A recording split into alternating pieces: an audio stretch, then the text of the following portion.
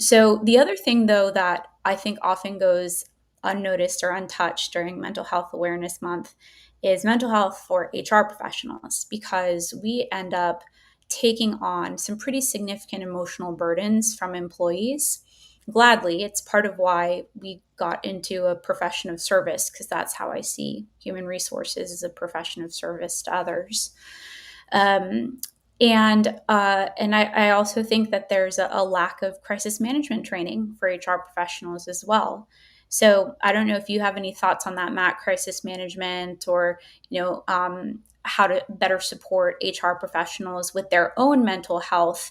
But I do think it's really critical for key leaders across the organization to be very aware and cognizant of the fact that HR is assuming a lot of emotions that are coming their way, and it's a really tough job, and you can't talk to other people about it. It's a really lonely job, and your time is spent taking care of others and not necessarily taking care of yourself.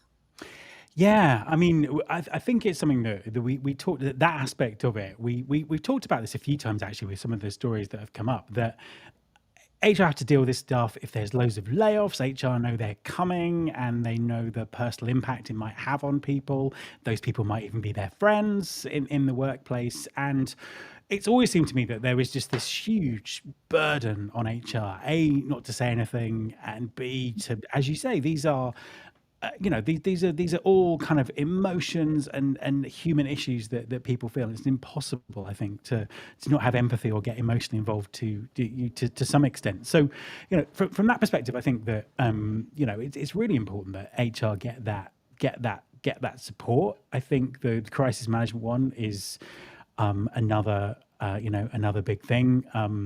We've got a mental health crisis going on pretty much all over the world at the moment for various reasons, and it's kind of just really important that people are able to help people and pick up on that really early. Mhm. I suppose coming back to you on that, so in that situation, that's obviously a very traumatic situation that's affected you personally.